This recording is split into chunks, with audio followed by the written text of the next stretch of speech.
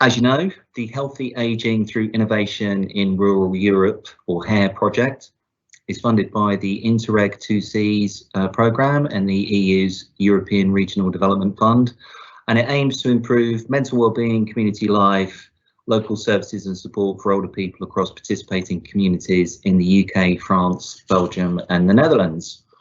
So I'm delighted to welcome Jen Wallace from Carnegie UK Trust and Charlotte Waite from Kind Cardiff and Platform. Welcome to you both. So Jen leads the Wellbeing in Towns team at Carnegie and really is an expert on wellbeing, public sector reform, community empowerment, plenty of other things. Charlotte works for Platform, who support people who are experiencing challenges with their mental health and well-being, and with communities who want to create a greater sense of connection, ownership and well-being in the places that they live, and also works for Kind Cardiff, which, as the tin says, aims to make Cardiff a kinder and more compassionate city. So welcome to you both, and we're obviously in very capable hands today. So why don't we start by just exploring kindness, really, a little. Kindness seems such an accessible, intuitive, gentle concept, perhaps. Is that part of its appeal and what makes it powerful? I think so. So I think kindness is one of the really underplayed values in our society, and it's something that we just stopped talking about a while ago. I'm not sure any of us could pinpoint exactly when, but you see now more and more people talking about it and feeling comfortable talking about it, which is a real shift from where we were a few years ago, where it just wasn't part of our narrative. And I think it's just been lovely watching people rediscover the word kindness and think through what it means for them in their work and in their communities, and just to play around with it a bit. But it's so accessible, it's so democratizing. Everybody has an idea in their head of what they mean by kindness, and that means that, you know, while you very kindly say, you know, that there's a level of expertise that perhaps Charlotte or I have, nobody is an expert in kindness. You know, everybody is an expert in their own experiences of kindness, and that just makes it a wonderful concept to work with. Yeah, I'd agree. So same that, you know, many of the struggles that I've had in my work life is in trying to move sort of communities, people, services towards being more trauma informed and understanding ways of responding to trauma. And I would say after many training courses attempts, I haven't seen a huge shift. But yet when I moved and started to talk about kindness, suddenly I was in a different conversation with many different people on lots of levels. So just the engagement of the word, because it's something that, as you say, we've all got a relationship with, we've all got an understanding of. There's something about the simplicity of it that actually hides the complexity that we weren't able to communicate when we're trying to talk about responses to trauma, for example. And I mean, that seems like a really important lesson for us all to take on board as the HAIRE project struggles with its own complexity and the jargon of a funded program and all the concepts that we talk about. There's just something you know, problematic and jargonistic about that language that kindness cuts through, speaks to people, connects to people. So, I mean, to pick up the theme of the event, it seems like then perhaps we were kind before COVID, clearly, but perhaps it fell out of the public discourse in some ways, fell out of our everyday imagination, experience, prioritization. We're all busy, leading pressured lives, time poor perhaps. But has COVID reignited kindness? Are you seeing different types of people expressing kindness in different ways over the last few months of lockdown? I'll maybe speak about the statistics, and then Charlotte can come in with some of the experiences. Does that work? So yes, in terms of, you know, the number of people that we're seeing giving their time, either through formal volunteering opportunities or actually through the things that might be more commonly understood as kindness, where they're just checking in on neighbours and doing a little bit of shopping and helping. So you're seeing some of the estimates are up to about 20% of people giving a significant amount of time every week. So, you know, maybe 2 to 4 hours every week actually helping people. Now that was particularly in the emergency phase when we were all in lockdown, but that is certainly a very high engagement with our communities and with each other compared to what you would normally see as a static level of engagement. Charlotte, what's your perspective? Yeah, I would agree that. So the work that we did big listening exercises with lots of community organisations, and as you say, I'm involved with Kind Cardiff, which I don't work for, by the way. It's a voluntary run thing, so it's a community of people wanting to be kind. Or trying to be kind. So they saw a huge upsurge. So those people, for example, who are running community cafes were just overrun with people wanting to help with community cafes and food efforts. And I think we've seen that everywhere. Everybody's experienced that. What was interesting to me, what we found was, we know in Wales that the people who have turned their hand to volunteering are different from the people that had before, in answer to your question. So much more working age people, much more men, interestingly, than there was before. Traditionally, volunteers in Wales were female and older, and now we've got more working age people. I think the flip side of that was, you know, intentions were definitely kind and altruistic motivations driving people, but interestingly you had things trying to become very formalized, so people wanting to create initiatives, apply for funding, turn it into a service. Whereas what we know, the benefits of kindness is when it's mutual, when it's a mutual giving and taking of, that's where it becomes a great leveler. Once it becomes a service of me being kind to you, it turns into more traditional ways of doing things, which perhaps weren't so creative or felt so joyfully, really, by, you know, we had examples of young people saying to us, I really wanted to get involved in my local community and I started befriending my neighbours, and then when it turned into a service we need to apply funding for, I just sort of withdrew.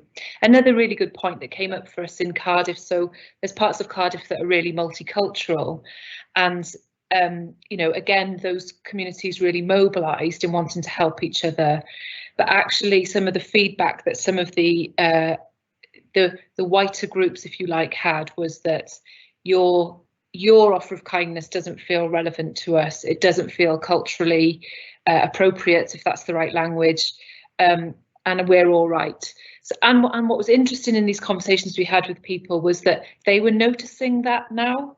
So I'm not sure we would have noticed that before. I think we would have thought, well, we've offered a service and nobody wants it, that's their problem. Whereas this time there was a much more of a reflective moment of, we must be going about this the wrong way, than I think was there before.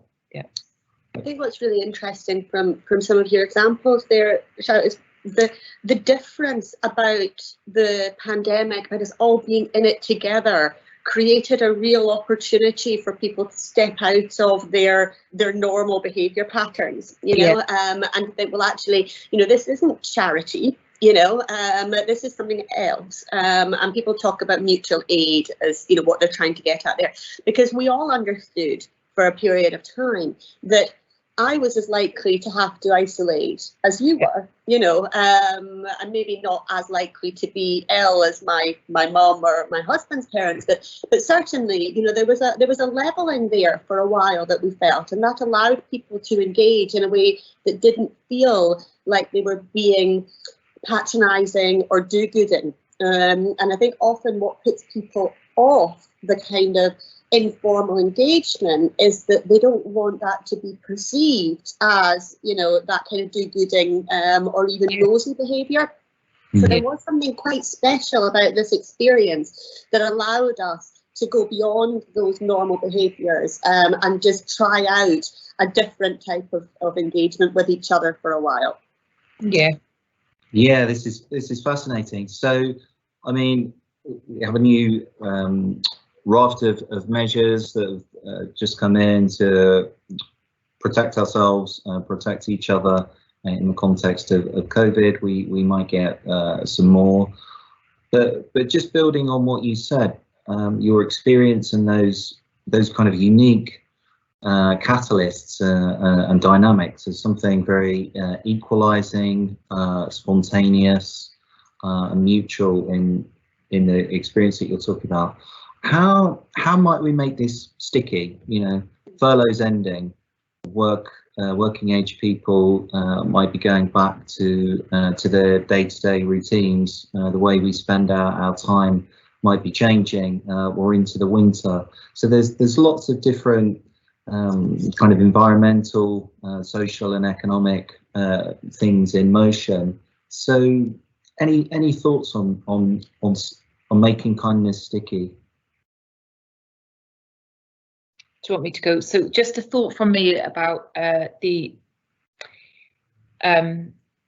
lots of things in my head, but one of them is about organisations. So that if you work for an so what we found when we listened to people was that the workers, so either leaders or frontline workers, we spoke to lots of different public services, from police to health, social care, third sector, and some community organisations.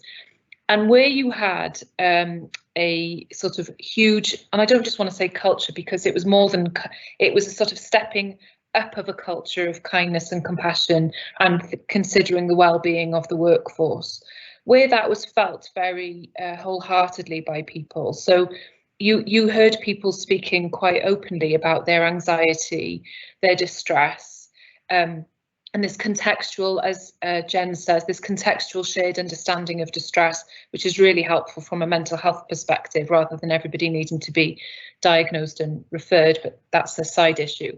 So where you had those organisations where staff were experiencing that, and you had leaders that had lots of humility and prepared to be vulnerable themselves, and passed lots of the agency trust down to the workers who were doing the job, that's where you saw levels of kindness in the way people did their work, which, even though now it might be messy, confusing, frightening, you know, dog in the shot, child in the shot, you know, Tesco shop arriving, you know, but they felt still able to convey kindness through those levels of anxiety to the people they worked with, compared with organisations where they felt like their well-being offer was sort of dressed up as well-being, but actually was checking up on how long have you been online today, where are you, what are you doing, so therefore those workers' anxieties was around their need to prove that they were doing their job, rather than feeling very able to be free and honest about their own experiences and therefore transfer kindness in their work. So I think as we go into this next phase, if there is anything that we can do, it's that. It's, as Jen says, this is a very levelling experience. And so if you are the leader, or if you can be that behaviour where I can still do my job, but I can also still feel very anxious and vulnerable, and we can find our way through this together, will be the most successful ways that kindness will still be a currency between us, rather than pulling us back to, you know, very rational, process-driven checking behaviours. That would be my offer.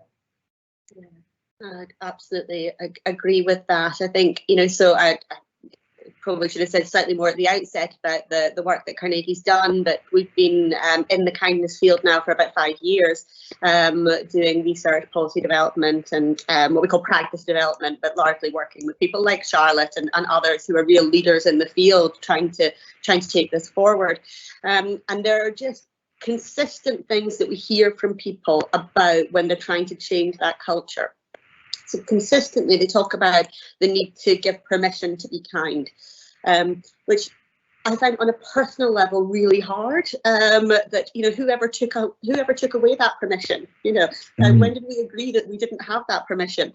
But at some point, you know, something felt that actually we didn't have that space to interact with each other, and in order to take it forward into the next 6 months and then whatever happens after that to our society, we need our leaders, wherever they are, to be telling us consistently that we have that permission to care about each other, and we have that permission to ask about each other, whether it's co-workers or people in your family or people on your street, because that is a change, you know, and that's a cultural shift.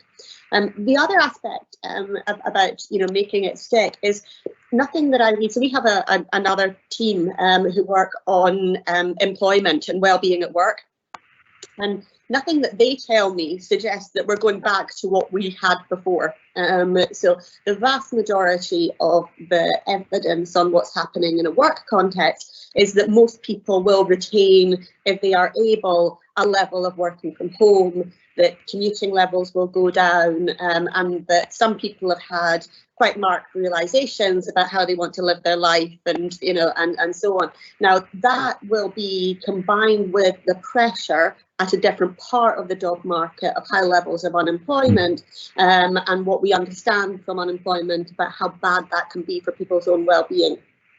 So we're not going back, but we are all going to a different new world, and we need to think really carefully about what we say about people's time in that and how we can use that time, because there is a future, there's a possible future there where actually we are able to spend more time and to prioritize time on relationships, but we need that to be part of the structure, the strategy and the approaches of our government.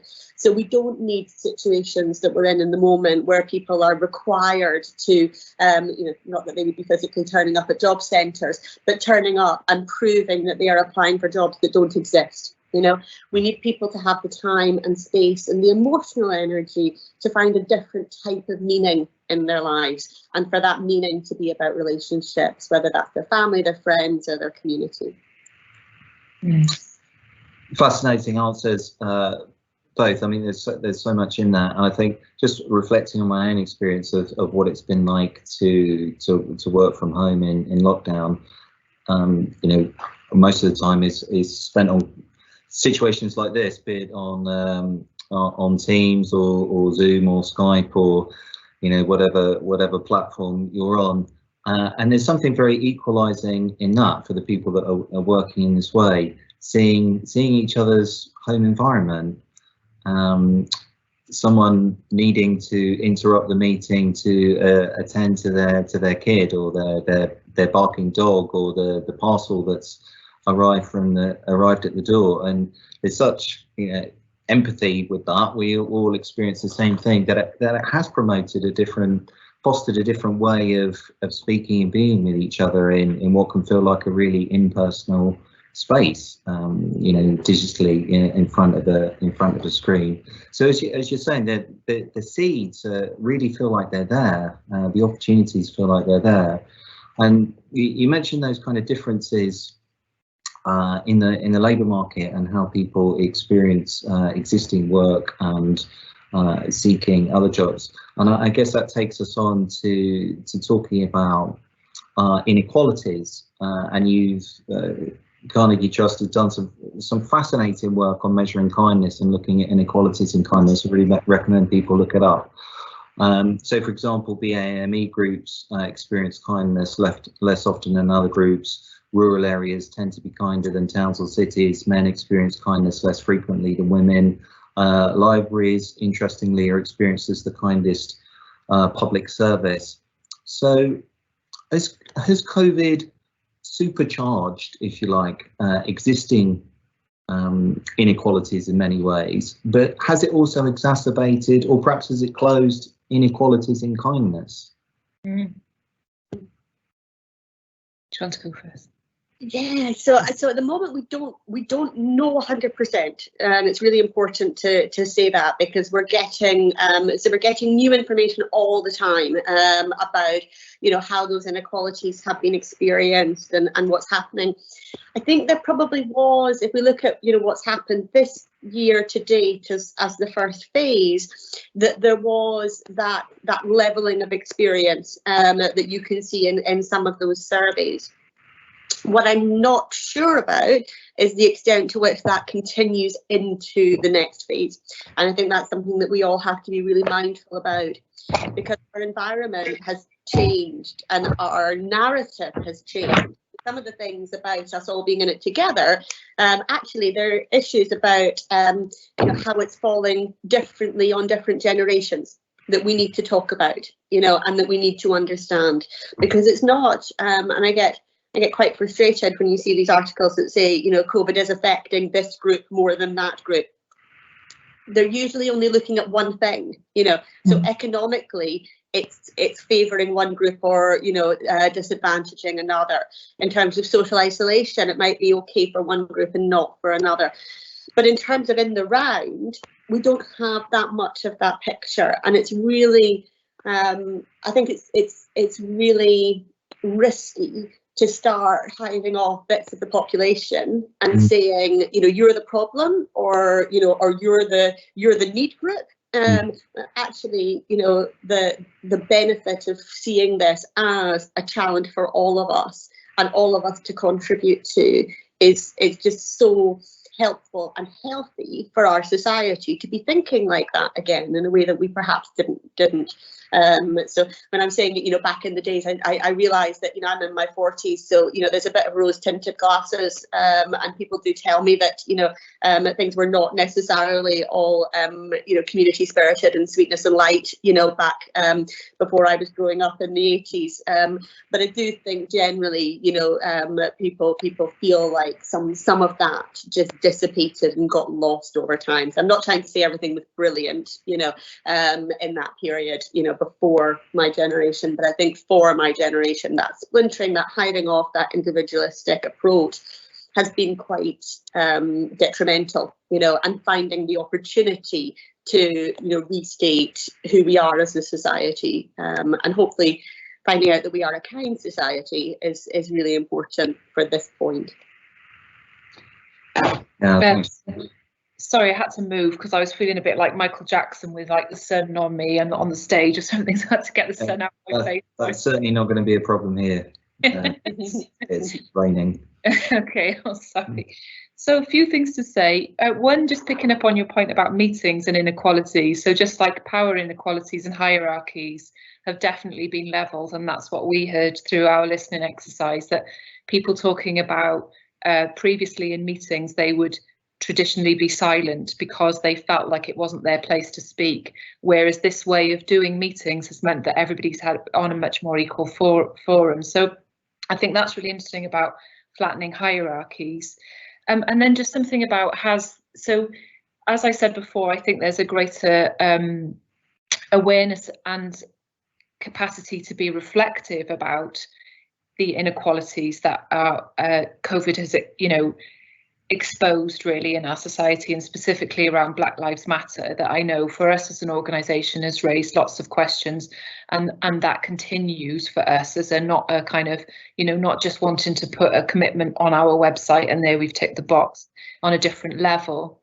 And then just as an example for you from the field, really, that the homelessness sector in Wales has done a lot of work around becoming more trauma informed. And so for me, essentially, that means becoming kinder. So recognising that lots of the antisocial behaviours, for example, that hostels may have been seeing, and therefore needing to evict people because of their risky behaviours.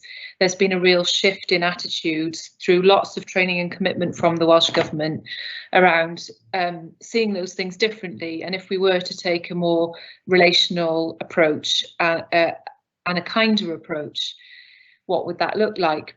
So we started that work 3 years ago, and just today I've had the evaluation of round 3 of that work. So at the end of the first year, the evaluation was telling us that people could get it, but they could see lots of barriers to this way of working. And one of the huge barriers that came out was staff attitudes. So staff attitudes tended to be, well, you've had 3 strikes, I've told you 3 times you need to go, or this understanding of the lack of understanding of the reasons behind people's behaviour. Now we're at year 3, what we're hearing is what a useful way and what useful knowledge this is to have to work through a pandemic, that we're so grateful that we've got these tools and understanding of the way of doing things. And now the staff attitudes is no longer a barrier to these ways of working, is what's coming out from the evaluation I just received yesterday. So in answer to your question, yes, I think this has offered a different context, but allowed conversations about, exactly as you were saying, Jen, there's a different currency now on relational aspects of working. So what does success look like for a homeless person, and a service delivering that service for a homeless person is now much more grounded in we've been able to help this person stay emotionally regulated through a global pandemic, rather than they've got a job, they've got a house, they've got a, you know, tick, tick, tick. The other thing I just want to say, sorry, is about is social care. So I just think there's some sections of that work that, you know, I know about. I used to be a social worker, and then from this listening exercise, the risk aversion I actually have seen being amplified during the pandemic rather than decreased. So the fear around not knowing what's going on in people's houses, for example, in children and family social work, has not meant that relational ways of working have increased. In fact, they have decreased and gone much more back to command and control. We'll tell you how to parent. We'll push you through a process because that's how we feel safe, rather than more messy relational ways of doing things. So I'm not sure if that's helpful, but I'm just thinking it depends on the context, and which is back to, you know, culture will eat strategy every time, won't it? Mm-hmm. So if you don't have the culture in place that will continue to nurture these kind ways of doing things, actually when you hit a crisis you'll revert to type. Yeah. And so we've seen some of the community conversations that we've been having where the culture had already started to shift in relationships between social care, health services, the voluntary sector. Then they were able to really build on those relationships, and then propel them forward to have that much more flexible, responsive approach to what happened. The flip side of that is if that didn't exist, that was a very difficult environment to be suddenly trying to have a different type of conversation.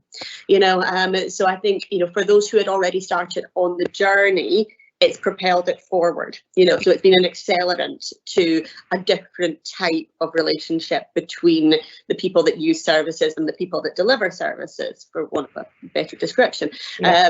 But in other cases, it's just there just wasn't that awareness and capacity and time. So you can't flip it immediately around, but you can accelerate it if that's the track that you were on.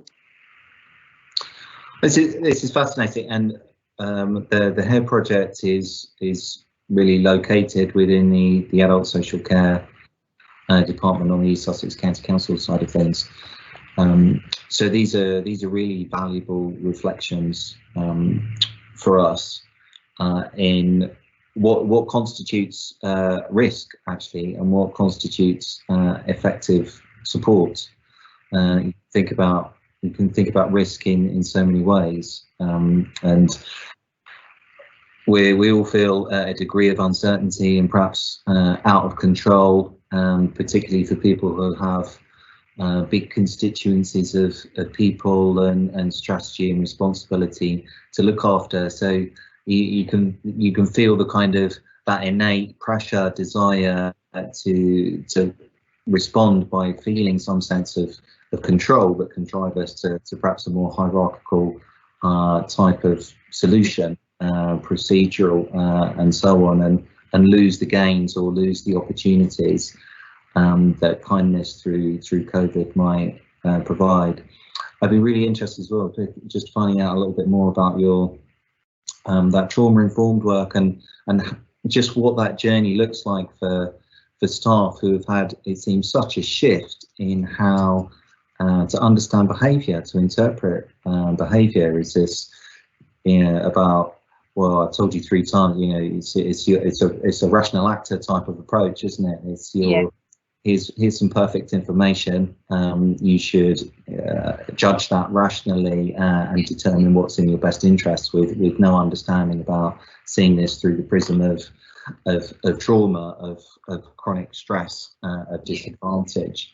So I think there are strong lessons there for us all to just reflect on how we see things and how we respond through the lenses that we're most typically using. You mentioned, so right at the start of this question, you mentioned libraries. just because obviously Carnegie is heavily associated with libraries because of the history of the organisation. So I just wanted to answer the buried question, which is, why are libraries so kind? Because I find it fascinating, and I hope that the people listening will too. So libraries actually are one of the very few spaces that still exist which are completely agenda free. You don't need a membership card. You don't need to state your business when you enter. You don't need an appointment.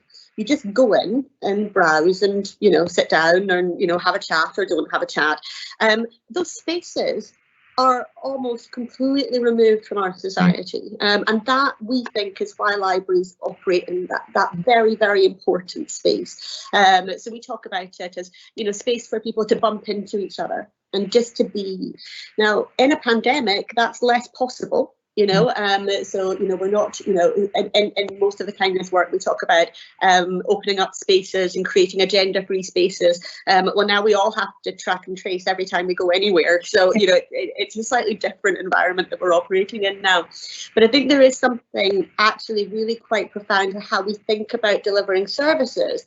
That if we keep delivering services on the basis of you fit this category, and you can come at this time to access this service, but not that service, then we're missing what it is that people really need when they're talking about what they want from services and from their community. You know, so there is that sense of, you know, how much of this can we create, join up, link up, so that it goes with the grain of people's lives, rather than them having to fit into our boxes all the time.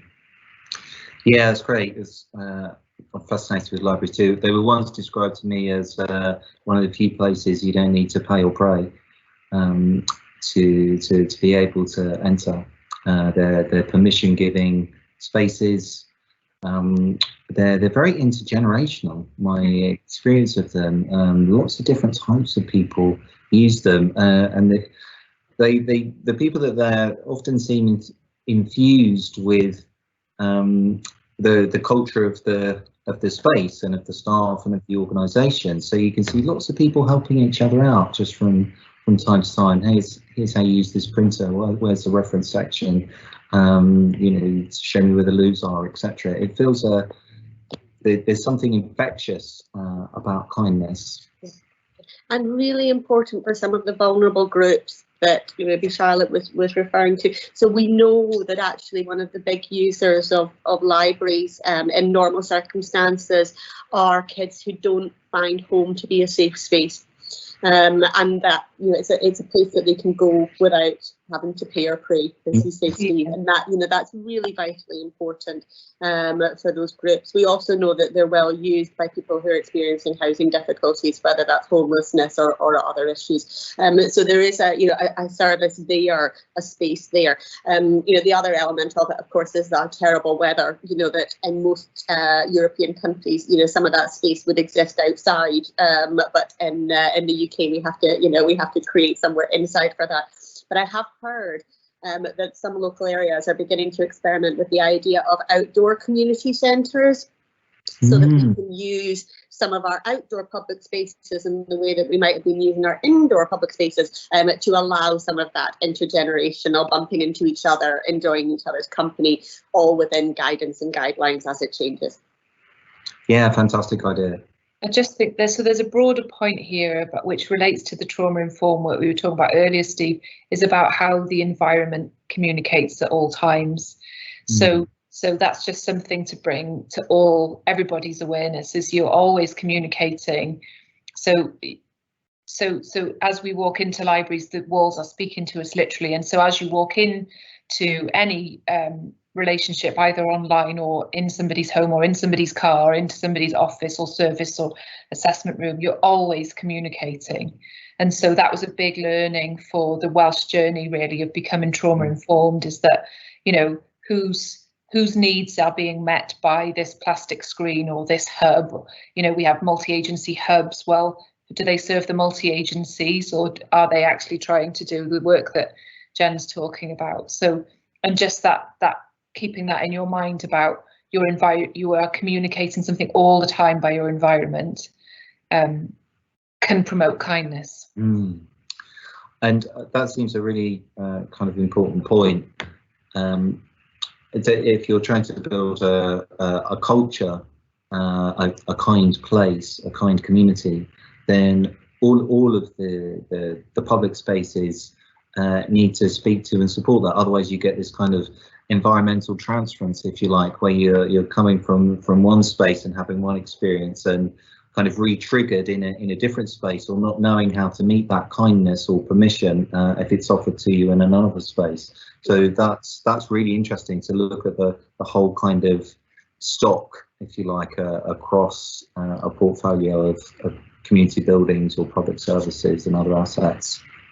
We've got some questions coming through, so I want to get to those, but I just wanted to ask you one more thing. So I think in a lot of the community research and development work I've done down the years, it seems like a consistent finding is that receiving kindness is harder than giving it for many people. You can think of things like, time banks that seem to struggle to get off the ground because there are lots of people volunteering and want to do the giving and the fence painting or whatever, but fewer people who want to do the receiving. Or perhaps they, as you said before, they just don't want their kindness kind of formalised. It's 2:30. It's on a Thursday. It's time to be kind. It has to be more spontaneous than that. But I just wonder if you recognise that, and if we almost need to think about a kind of marketplace of kindness, the demand side as well as the supply side. Are we any good at asking for help, of being open to the kindness of others?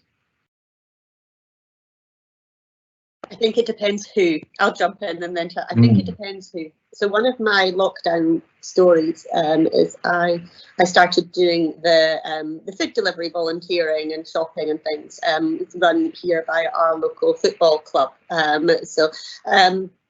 But one of the guys that I was sort of keeping in touch with was involved in social work. He had a social worker and had care needs. And I spoke to his social worker about doing his shopping. And when she was saying, it's brilliant because, we can't do that. The home helps can't do that. I said, well, I'm sure the people who are involved, including myself, through the football club, would have been happy to do that if we'd known.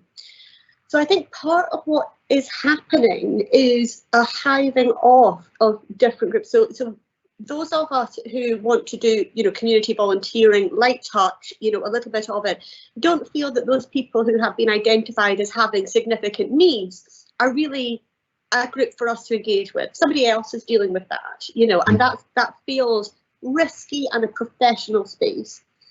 And then the softer space that we can engage in. But actually, I think what we found in the pandemic was being able to navigate and move between those spaces to link up, to identify the gaps was the huge benefit. So perhaps a realization actually that, there is more need out there than we thought there was, and that there are ways to step into that need in an organised way for people who are willing to, along with just that general, messaging and consistent messaging about, checking in with people, taking time, noticing if somebody's cat hasn't been fed and wondering why, those types of things that can actually really, really help at a very local level. Yeah, so I would just add to that. I was going to make exactly the same point about, I think we can, those people who want to give something can often then feel so overwhelmed by the complexity and enormity of the problems that, social justice, you just get wrapped up in all this huge stuff that you then think, and particularly with mental health, I just need some professional to come and look after you because I can't do it. And that's why then painting fences or building walls becomes something really we all know that acts, as you said at the start, acts of kindness make us feel better. So those are the pragmatic things that we can engage in. I'm not saying they don't make a difference, but once you get to the more sort of human stuff, really, the relational stuff that people shy away from. So I think one of the barriers to kindness is around this, our cultural inhibitors. We don't want to share our feelings and be vulnerable. And remember, kindness is we find it difficult to receive because we don't want to be vulnerable and we don't want to be patronised. none of us. So why would we want the cavalry coming in to fix us? We don't want that. So it's about sitting with distress, I think, is the central message for me. Just don't perhaps have the emotional, I don't know, cultural language yet to sit with each other's distress. We are sort of a bit obsessed with wanting to be fixed or fix people. Yeah. We also, I think that's a true, that issue about actually talking about it, about finding a language, whether it's kindness or whether it's something else that allows us to feel that engagement with each other again in a way that isn't about charity, but is about mutual aid. I think is so important, and that's why at Carnegie we talk a lot about narratives, and we talk a lot about telling the story, because we're doing, collectively as a society through the pandemic is rewriting our story. And we have to do that together. We can't let the newspapers do that for us. We have to decide what our story was, and we need to tell it over and over again.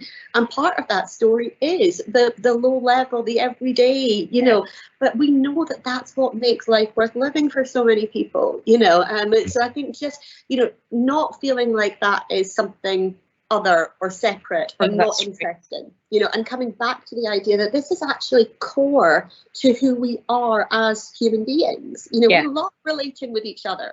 We're social creatures, and we need that to be part of our story again. And that's what I was just going to say, exactly the same thing. And actually, it does affect neural pathways. That's the point. So if you are somebody who is hypervigilant for whatever, you're experiencing anxiety, and you have a connection with somebody on the bus or on a park bench that day, it can help you emotionally regulate that day. And you will have enough of those interactions throughout your day, throughout your week, throughout your life. It can literally change the journey of your life. So that's, for me, the connection with trauma. That's how we become a trauma-informed society. You need to remove the kind of barriers on the benches so that two people can sit on them together. I know you have to be more than 2 meters apart now, but when we're back, so you need those environmental cues so that we've got these spaces, but then also that recognition that me just acknowledging that I like your shoes and us having a conversation about each other is actually an intervention. I'm all for, maybe we should get a kind of shoe appreciation, kindness intervention trial. But we're just kind of in this space at the moment with HAIRE, a HAIRE project, not about shoes, but about what's it like to be with someone else's distress, upset, reticence, anger. And these things are, they're not part of how we perceive others kind of should behave in kind of public spaces or in certain kinds of relationships or kind of professional client. That room for emotion is squeezed out. People withdraw, don't accept it, interpret it. There's something wrong with you, handing back kind of blame and judgment for people just being people. So that's really something that we're trying to build the capacity for and conversation around. Just we all get upset, we all get angry. It's okay. Just be with that. Allow the person to communicate what they need to communicate, and then you get those kind of emotional regulation impacts and intimacy, a bond, a connection between people that is really going to help us get the understanding of lived experience that we need for our project. Yeah. So there was one question that came through, and you've already touched on it really. It asks if there's a difference between professional kindness and voluntary kindness, and perhaps that's a technical thing, or perhaps it's a felt or experienced thing. And perhaps that picks up some of your other ideas about radical kindness as well. So I don't think there's a difference between. I think kindness is just a human thing, and I don't think it matters what hat you're wearing when you're, sort of experiencing kindness. But what we call radical kindness is a way of thinking about it in organisations, in structurals, at a much more profound level. So to go back to some of the earlier conversations that we were having this afternoon, radical kindness goes further than just a normal everyday experience of kindness, and starts talking about how we can be kind to people who aren't like us, you know, so maybe some of the people who are experiencing difficulties, and how we can build that in and build in the time and the space within particularly services to the public that are hard pressed. And that's where a lot of the radical kindness stuff comes in. There's also a sort of a slant off to one side about radical listening that I particularly like, where you really spend time trying to understand what people are trying to tell you, and in order to process that and think it through, rather than just reacting. And I think we were beginning to touch on that with some of the trauma informed as well. All of these, sort of terminologies as well. I should say, my sector and public policy, we do love new terminology, and a shiny new thing, and I think that is, sort of one of the things that we've been through, over the past 20 years is, we just keep creating the same thing but putting a shiny new name on it. And I hope that we're going to stop that now, and actually really, make some profound change, rather than just, sort of creating new terminology, which is problematic. So the kind of stuff that we talk about in radical kindness within organisations is stuff about, what are your targets and your performance management systems. So if everything that you say in your value statement is about being kind and compassionate, but everything that you say in your target is about 15-minute visits or reducing levels of complaints, then you're going to give that message quite, seriously to your staff to behave in a certain way and to perhaps behave with a professional boundary, remove themselves from the other person, create a transaction rather than a relationship. But you can break all of that down. And one of the fascinating things that I find talking to people about public sector reform is that they talk about those systems as if they exist outside of human beings. So your HR system, your performance management system, your target system, all of that exists, as if it was a real thing that we had no control over. We have a huge amount of control over it, so fixing that, finding ways in to fix that and get it chiming with the values is how you make radical kindness happen within organisations. It takes really strong leadership, it takes a huge amount of time and effort in order to do it, but ultimately it's really worthwhile for the staff as well as the people whose services, or people who are using your services. Fantastic. Lots of very practical lessons there. Charlotte, rather than picking that up, we just had, I'm not sure if it's from the same questioner, but a response to that kind of previous point about sitting with distress. And they've come back and said that's exactly one of the reasons that they're thinking of giving up volunteering.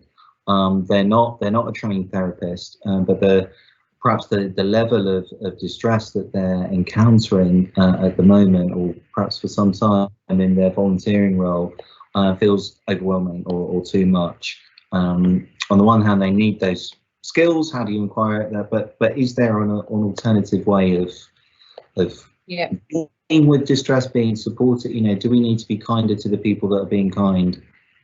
Yeah, I think that brings back Jen's point about the level of complexity of people's issues. So I think there's so much in that for me. So it's about, so first of all, if that person is volunteering for an organisation, I think it's incumbent on that voluntary organisation to make sure that, back to the point we made about well-being being the first port of call for anybody to be able to pour from their full cup, not from their empty cup. So that has to, if you're running a voluntary organisation, that has to be what your priority is. Or so, and then but maybe organisations need help with how to do that. And I used to work at the Adverse Childhood Experiences Hub, and we used to go around a lot talking to organisations about, these moments that you can have with people that would ultimately change their lives. And the response I would often get is, I'm a teacher, I haven't got time to be doing this. I'm not a social worker. Policemen saying to me, I'm not a counsellor. I'm not here to deal with people's problems. But actually, once you understand the science between your ability to regulate somebody will mean that whatever it is that you're trying to do with them, so maybe you're trying to fill out a benefits form, or maybe you're trying to arrest them, or maybe you are trying to offer a support session, is going to be much more effective if they are connected with you than if they're not. So big learning for us in Wales. We've got a new curriculum rolling out that makes this very point that kids can't learn at school if they're not regulated in that way. So that person offering the support, for them it would be about getting their own support to be able to do that job. Is because I don't want this person to feel like, you haven't helped me at all, I've still got to be left with all this distress, and where do I put it? We absolutely need support systems in place, that people have places to put it. But there's a bigger cultural issue here, you see, that and this comes back to how that person that is experiencing that high level of distress has nowhere else to put that other than to that volunteer. That we sort of lack the cultural education to know, lots of things like connecting with nature, connecting with neighbours, how we eat, how we exercise, how we live. All of us have these abilities to look after our own well-being and look after each other by tapping into those. Whereas where we seem to have got to is, unless a service can help me, I can't be helped. And I see this again and again, working in services where we are dealing with young people, particularly, for example, who are experiencing lots of distress, so acting out behaviours, very, very stressed, so unable to cope at school, being passed from children's home to foster care because they're just acting out all this behaviour. And we're in some kind of holding position, waiting for the child and adolescent mental health service to presumably come in and kick in with the fix. So is that the medication? Is that the talking therapy? Well, what is that? That's not any of us offering anything useful to that young person and that young person. So unless we sort of recognise our own ability to help along that journey, then you are ultimately just pushing people towards services that don't have the capacity to deal with them. I'm not sure if that's helpful, sorry, but well. Sorry, Jane. Sorry, Steve. I was just going to say, just on that and more for the general population. So what we do know is the levels of loneliness are going through the roof. Now, you would expect that, but we already had really high levels of loneliness and social isolation in our society. We don't have the services. We can't afford the services to befriend all of the people who are experiencing loneliness. But we do have enough people to do that. So we need to change how we think about the issue and take it into a community setting, and into a relational setting, rather than trying to force it down a service route. Whether or not it is, the right thing to do clinically is out with my, my area of expertise. But what I do know is that there is just no simple way, there is no processable way to get all of those people through a service over the next 2 years. Yeah, and this is exactly where the HAIRE project is in terms of trying to co-produce those things with communities. You can't deliver well-being. It has to be the collective endeavour of a whole community of people. I wonder if we could squeeze in a couple more questions. So we're talking about kindness, which is a concept that has some traction and some emphasis at the moment. Another word that we've heard for a long time, be interested in your feelings on this, is tolerance. And the question is, do you feel tolerance of others is given more emphasis in society than kindness towards others, and have we got that wrong? Oh, that's a good question. I don't particularly like the word tolerance because it suggests that there's a right position and then there's a wrong position that we all have to be more tolerant of. And again, back to my example of homelessness, when we started this work of people being different ways of responding to people, we had this phrase called elastic tolerance, that we should exercise elastic tolerance, so that we should, according to a person's unique story and set of circumstances, be able to say, well, we can forgive you for, you know, drinking 3 litres of vodka and putting the window through. We won't automatically ban you, compared to somebody else who perhaps doesn't have that level of trauma, therefore we will ban you. And it just caused all these kinds of problems of, like, because as if there's us the deciders of what is right against you the deciders that isn't. So yeah, I understand. In a way, it's helpful that there's a tolerance discourse at all, you know, that we need to be more a bit able to cohabit with one another and all our differences. But so no, but I know I don't think it's right that it's given more traction than kindness, because kindness feels much more accessible and applicable to all of us than tolerance is sort of for some people.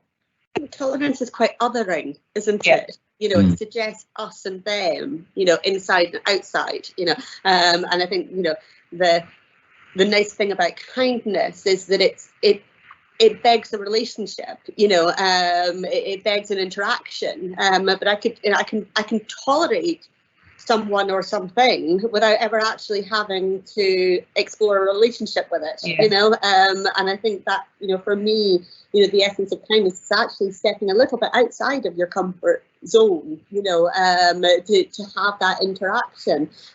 So I would definitely be pushing kindness rather than tolerance, but I similarly wouldn't want to live in an intolerant society. No.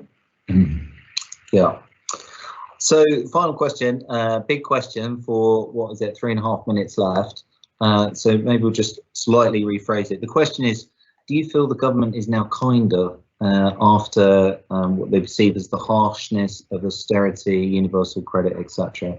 So perhaps you want to take that on directly, but perhaps offer some final thoughts to the government on how it could be kinder. Go on, Jen. Well, I'm sitting here in Scotland, so I don't think that there is one government.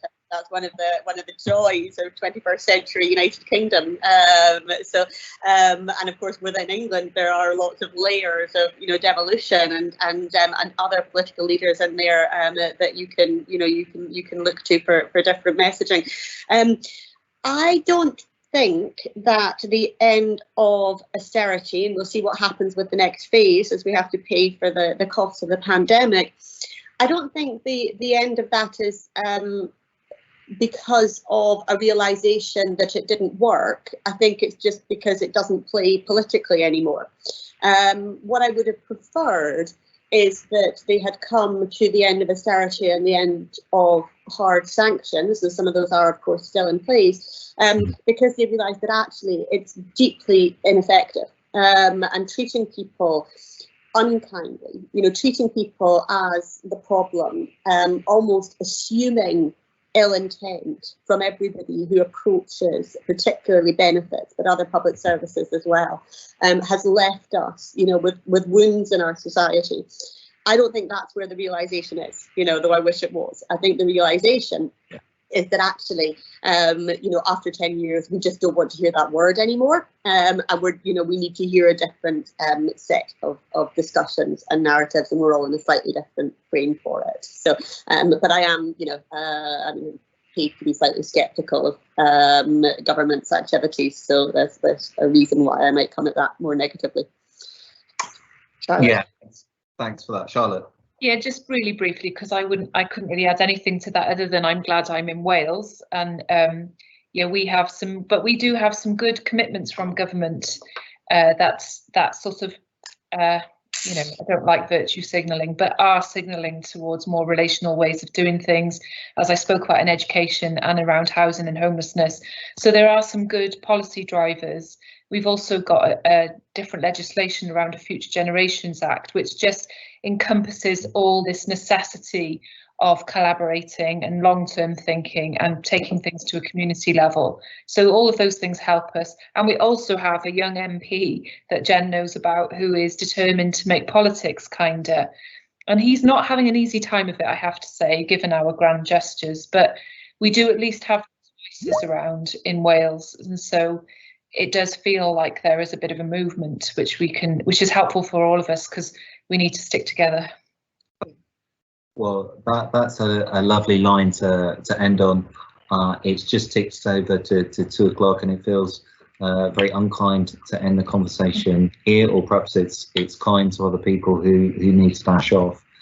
But just thank you so much for your rich, stimulating, inspiring thoughts and insight, and the benefit of your experience and wisdom. Greatly appreciated. I'm sure everyone listening in and who will watch the recording afterwards will also feel the same and pass on their thanks too. So thank you to you both.